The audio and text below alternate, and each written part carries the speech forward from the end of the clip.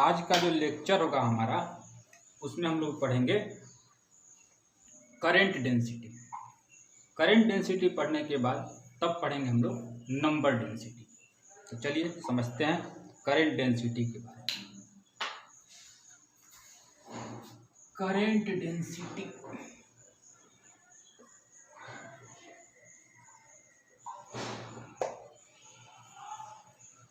Current density एक vector quantity है।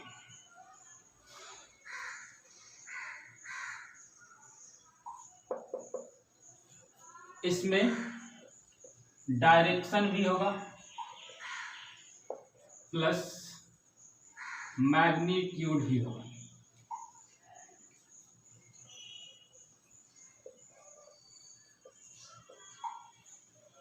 Direction इसका होता है टुवर्ड्स द करेंट,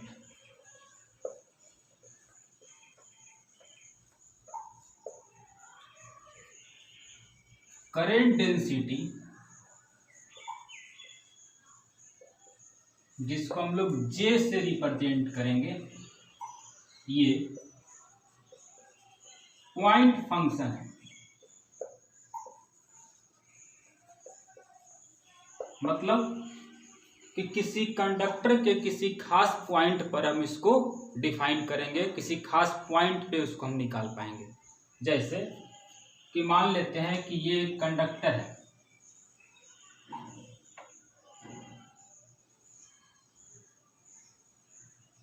इस टाइप का। यहाँ पे हम एरिया देख रहे हैं, इसका A1 एरिया है। इस जगह पे एरिया हम देख रहे हैं A2 एरिया है। इस जगह पे हम एरिया देख रहे हैं A3 एरिया है। यहाँ एरिया मान लेते हैं A4 है। तो अगर मैं इस पॉइंट पे निकालूंगा J का वैल्यू तो J1 आएगा, यहाँ पे निकालूंगा J का वैल्यू J2 आएगा, यहाँ J3, यहाँ J4। तो इस तरह से हम देख क्या रहे हैं कि करेंट डेंसिटी अलग अलग पॉइंट पे अलग अलग होता है। ठीक है, तो इतना बात रहा करेंट डेंसिटी के बारे में। वेक्टर क्वांटिटी है, इसमें डायरेक्शन भी होगा, मैग्नीट्यूड भी होगा। डायरेक्शन कहाँ होगा तो टुवर्ड्स द करेंट, जिधर करंट चलेगा उधर ही हमारा क्या जाएगा जी, इसका डायरेक्शन होगा करंट डेंसिटी का होगा। करंट डेंसिटी क्या है, पॉइंट फंक्शन है। ये कंडक्टर के अलग अलग पॉइंट पे अलग अलग हुआ। देख लीजिए, ये एक ही कंडक्टर था, ये एक ही कंडक्टर था, और इसमें हम क्या देख रहे हैं कि यहाँ पे यहाँ पे यहाँ पे यहाँ पे हर जगह निकालेंगे तो करंट डेंसिटी का वैल्यू क्या आएगा, अलग अलग आएगा। अब करंट डेंसिटी है क्या? करंट डेंसिटी होता है करंट पर यूनिट एरिया। अब यहाँ पे जो करंट हम लिखे हैं, ये करंट और एरिया, इसमें समझने वाला बात है कि करंट बाई एरिया, यही है हमारा करंट डेंसिटी J। तो मान लेते हैं कि ये कोई कंडक्टर है, ऐसे कोई कंडक्टर है, तो यहाँ पे एक एरिया हम कंसीडर कर रहे हैं। मान लेते हैं ये एरिया कितना है जी, A एरिया है। तो करंट इसमें ऐसे चल रहा होगा, मान लेते हैं करंट जा रहा है। तो इस पॉइंट पे अगर हमको चाहिए, इस पॉइंट पे हमको चाहिए कि कितना करंट डेंसिटी है, तो लिखेंगे current density is equal to I by कितना, A। लेकिन कभी कभी क्या करता है कि ऐसे हम एरिया को थोड़ा सा ऐसे इंक्लाइंड ले लिए, ऐसे एरिया क्या कर दिए, इंक्लाइंड ले लिए। तो यहाँ पे एरिया को हमको इस डायरेक्शन में, इधर हो गया हमारा क्या एरिया, हमको एरिया को इधर दिखाना पड़ेगा। करंट के डायरेक्शन में जो एरिया का कंपोनेंट आएगा वो हमको लेना पड़ेगा। तो मान लेते हैं कि यहाँ पे एंगल अगर थीटा है, यहाँ पे एंगल क्या है, थीटा है, और ये है हमारा एरिया का डायरेक्शन। तो थीटा एंगल से अगर झुका हुआ है और हमको इधर थीटा वाला कंपोनेंट लेना है, तो इधर कंपोनेंट कितना आएगा, A cos थीटा। तो इस समय अगर हम J निकालेंगे, ये P पॉइंट है, ये Q पॉइंट है, ये J P बोल देते हैं, इसको J Q बोल देते हैं। तो I करंट तो सेम है, लेकिन एरिया कौन सा जी, A cos थीटा हमको यहाँ पे एरिया लेना पड़ेगा। इसका मतलब है कि हम एरिया जो लेते हैं वो करंट के डायरेक्शन वाला एरिया लेते हैं। देख लीजिए, करंट इधर है, तो इस एरिया को भी रिजॉल्व करके हम इसी डायरेक्शन में ले आए।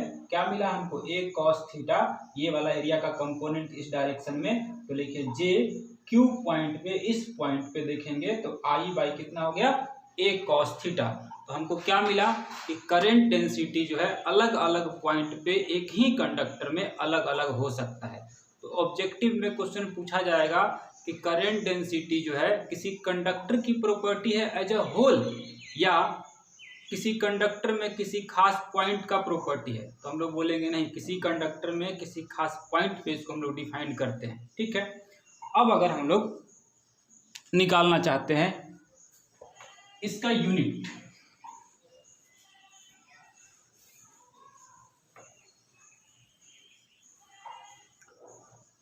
तो J is equal to I by कितना हो गया, ए कितना हो गया, एम्पियर बाई क्या हो गया, मीटर स्क्वायर। तो आंसर हो गया इसका एम्पियर मीटर स्क्वायर। जब भी हम लोग यूनिट निकालते हैं तो यूनिट निकालने के बाद आप लोग क्या कीजिए, जिस क्वांटिटी को पढ़े उसका उसी समय डायमेंशन भी निकाला कीजिए। इससे क्या होगा कि डायमेंशन पे प्रैक्टिस बना रहेगा।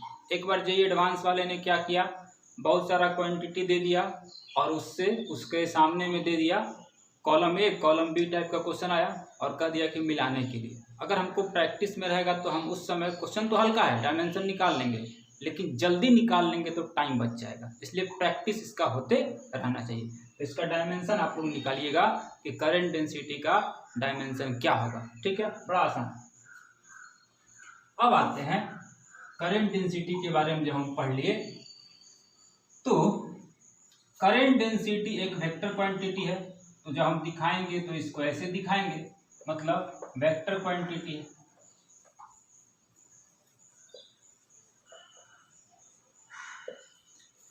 अच्छा, जब हम लोग शुरू में पढ़े थे करंट, तो देखिएगा क्या बोले थे कि जब हम इसमें बैटरी जोड़ते हैं तो इसमें क्या सेटअप होता है, इलेक्ट्रिक फील्ड, और करंट भी सेटअप हुआ। ये पॉजिटिव टर्मिनल, ये नेगेटिव, तो यहाँ तक पॉजिटिव, यहाँ तक क्या रह गया, नेगेटिव। तो ये जो चीज है करंट, इसका डायरेक्शन, इलेक्ट्रिक फील्ड का डायरेक्शन सेम है। और अभी हम पढ़े कि जे जो है करंट डेंसिटी, इसका भी डायरेक्शन क्या होता है जी, आई के डायरेक्शन में होता है।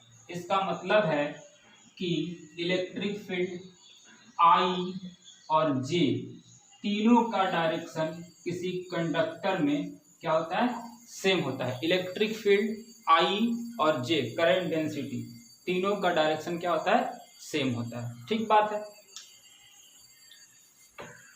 हम लोग J is equal to i by a तो पढ़ ही लिए। मान लेते हैं किसी कंडक्टर में हम बहुत छोटा एरिया का बात करते हैं, ds एरिया का बात करते हैं। तो इससे होते हुए करंट भी जो पास करेगा वो भी क्या होगा, स्मॉल ही तो होगा। ठीक है, तो J इज इक्वल टू अगर हम लिखते हैं D I by D S तो कोई दिक्कत नहीं। अगर यहाँ पे हम लोग लिखेंगे D I is equal to J into D S तो भी कोई दिक्कत नहीं है। तो D I is equal to J into D S. अब यहाँ पे एक बात हमको समझना है, एरिया में हम डायरेक्शन बता सकते हैं। एरिया में डायरेक्शन कैसे बताएंगे, अगर मान लेते हैं कोई ओपन सरफेस, कोई सरफेस, जैसे कि मान लेते हैं यही एक सरफेस है, ये एक सरफेस है। ठीक है, अब हमको इसका एरिया पता करना है कि एरिया किधर होगा। तो किसी भी सरफेस का, किसी भी एरिया का डायरेक्शन जो होता है उस सरफेस पे परपेंडिकुलर होता है। जैसे हमको कोई बोलेगा आदमी कि ये वाला जो एरिया है, जो भी होगा लेंथ इंटू क्या लिखेंगे, ब्रेथ, क्योंकि ये रेक्टेंगुलर है। तो इसका एरिया जो होगा इस पे क्या होगा, परपेंडिकुलर होगा। ठीक है, परपेंडिकुलर होगा इस एरिया पे, यहाँ पे इस जगह पे कितना एंगल बनाएगा, 90 डिग्री का, और बाहर की तरफ दिखाएंगे। ठीक है, किसी का मन होगा, चूंकि ये ओपन सरफेस है, किसी का मन होगा कि नहीं हम इसको ऐसे दिखाएंगे, अंदर की तरफ दिखाएंगे। ठीक है, तो दिखा दीजिए, कोई अंतर नहीं पड़ता है। लेकिन एरिया हमेशा अपने सरफेस पे क्या होता है, परपेंडिकुलर होता है। जैसे ये एरिया है तो इस पे परपेंडिकुलर होगा, चाहे तो इनवर्ड आउटवर्ड दिखाइए इसको या इनवर्ड दिखाइए, कोई अंतर नहीं पड़ता। नेक्स्ट, अगर कोई क्लोज सरफेस है, कोई क्लोज सरफेस है, जैसे कि मान लेते हैं एक फुटबॉल का बॉल, ठीक है, तो वो एक क्लोज सरफेस है। अगर हमको उसका एरिया दिखाना होगा तो हमेशा एरिया क्या दिखाएंगे, आउटवर्ड ही होगा। एरिया क्या होगा, हमेशा आउटवर्ड ही होगा, उसमें अंदर की तरफ हम नहीं दिखा पाएंगे। जैसे कि मान लेते हैं यही एक बॉल है, ये एक बॉल टाइप का है और इसका एरिया दिखाना, तो हमेशा क्या दिखाएंगे, इस सरफेस पे ऐसे करके दिखाएंगे और परपेंडिकुलर लाइन ऐसे ड्रॉप करेंगे, ठीक है। तो इसमें एरिया हम हमेशा क्या दिखाएंगे, बाहर की तरफ। तो अगर कोई क्लोज सरफेस है तो उसका एरिया जो होगा हमेशा बाहर की तरफ, आउटवर्ड दिखाएंगे, ठीक है।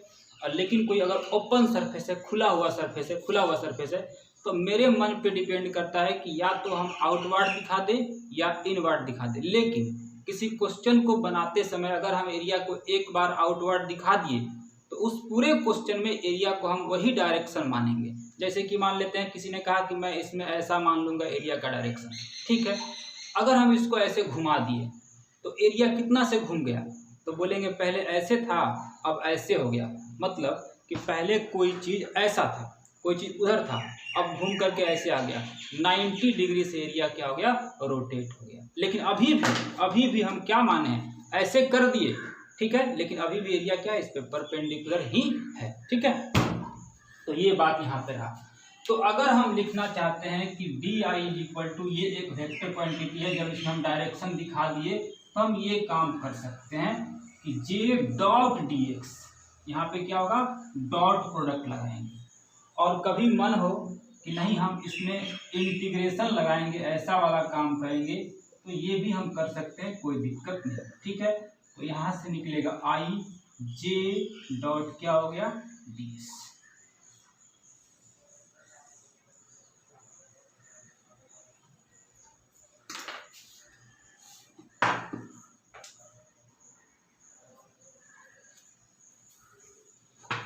अब इस पे हम लोग एक क्वेश्चन ले लेते हैं, समझ में आएगा। और एक कंडक्टर है और उसका एरिया जो है यहाँ पे इस जगह पे कहीं पे बता रहा है, एरिया है 1 mm²। और इससे होके करंट कितना पास कर रहा है, करंट पास कर रहा है इससे होकर के, करंट पास कर रहा है I is equal to 9.6 into 10⁻³ ampere.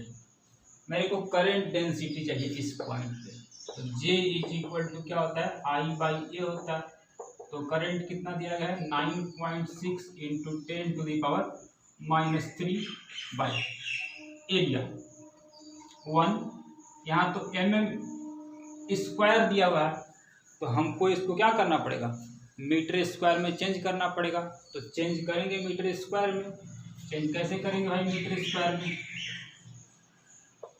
तो सबको पता है कि 10⁻³ का होल स्क्वायर होगा, और तब ये बन जाएगा मीटर स्क्वायर। तो 9.6 इंटू 10⁻³ और 10⁻, यहाँ कितना है, -6 एम्पियर मीटर स्क्वायर। तो यहाँ से इसको कैंसिल कराइए, -3 बच गया, तो 9.6 इंटू 10⁻³ एम्पियर मीटर स्क्वायर, ये हमारा करंट डेंसिटी निकला। समझ में आया बात। नेक्स्ट,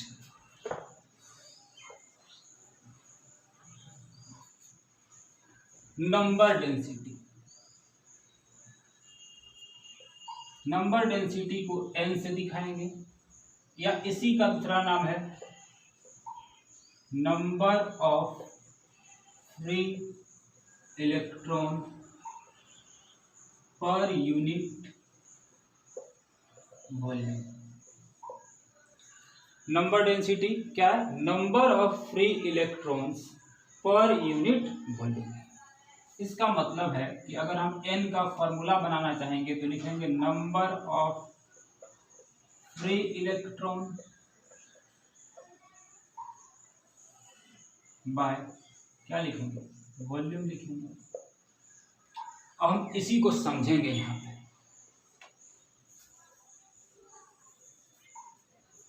मान लेते हैं कि कोई ये एक मटेरियल है, मेटल मानते हैं, कंडक्टर मानते हैं, इसके अंदर में इसके अंदर में बहुत सारे एटम होंगे, बहुत सारे एटम होंगे, और इन एटम्स में हर एटम में अपना फ्री इलेक्ट्रॉन होगा।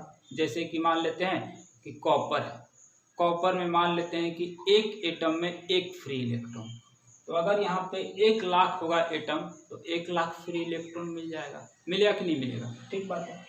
तो नंबर ऑफ फ्री इलेक्ट्रॉन निकालना पड़ेगा और उसमें क्या करना पड़ेगा?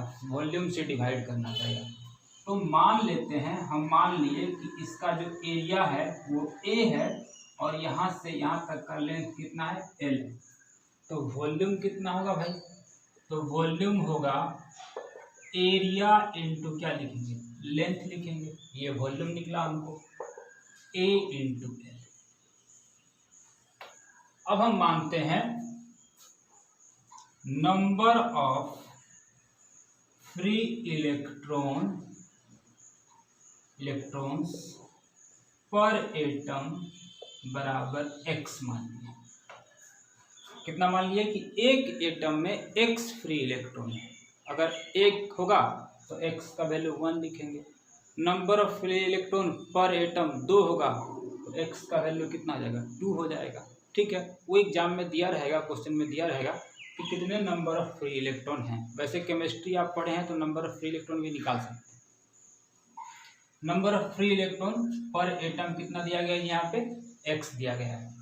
अब हम मान लेते हैं let small m is the mass of given material. Given conductor मान लेते हैं, कंडक्टर का ही तो बात हो रहा है, कंडक्टर।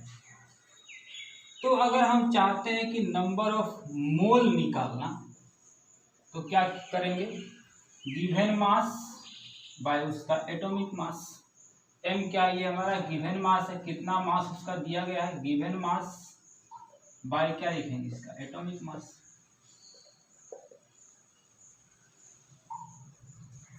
तो यहां से नंबर ऑफ मोल निकला।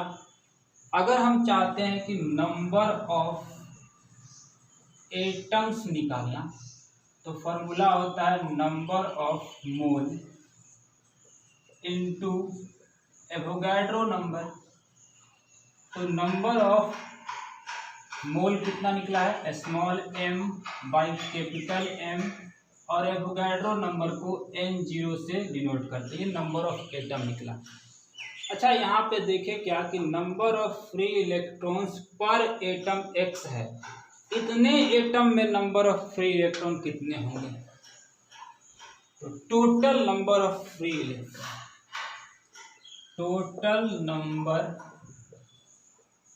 Of free electrons is equal to number of atom. Number of atom, इतना एटम है, इंटू N0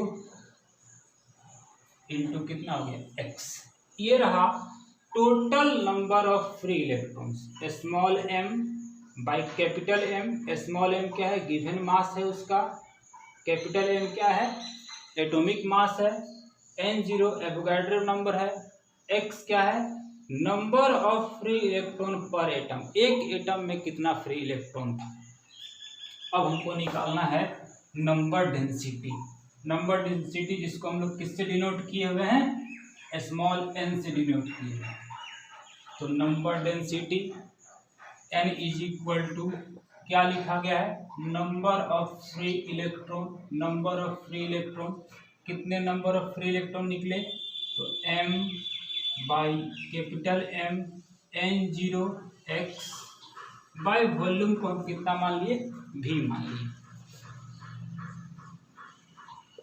तो हम यहाँ पे ऐसा तो लिख सकते हैं small m by v n note x by कितना हो गया? m। मास बाई वॉल्यूम को आप क्या बोलते हो? डेंसिटी बोलते हो। रो n note x by m। तो नंबर डेंसिटी का हमारे पास जो फॉर्मूला है वो रो है, रो n नोट x बाई कितना हो गया? m। जहाँ m क्या है भाई?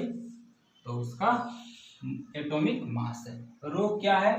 तो डेंसिटी है। मास बाई वॉल्यूम को रो लिखे हैं।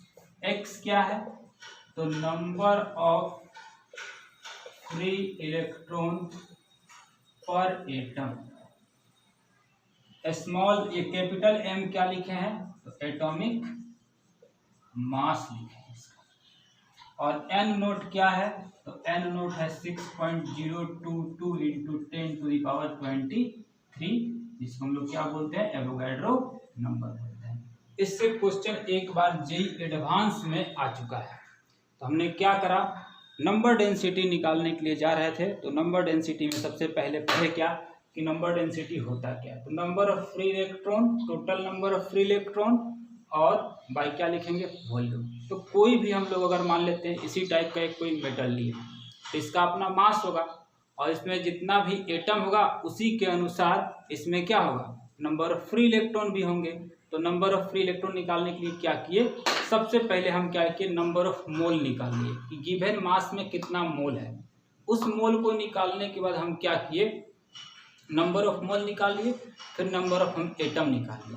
नंबर ऑफ एटम निकालने के बाद क्या किए, एक एटम में कितना इलेक्ट्रॉन था, फ्री इलेक्ट्रॉन था, वो हम लिखे थे एक्स, उससे मल्टीप्लाई कर दिए, तो total number of free electron निकल गया। और उसमें अगर हम वॉल्यूम से डिवाइड कर देंगे तो मेरे को क्या मिल जाएगा, मेरे को क्या मिल जाएगा, मिल जाएगा ये नंबर डेंसिटी। तो नंबर डेंसिटी का यही फॉर्मूला रहा हमारा। ये पूछा गया है एक बार एग्जाम में कि rho n naught x by m number density, direct खाली फॉर्मूला में पुट करना था हमको, क्या वैल्यू पुट करना।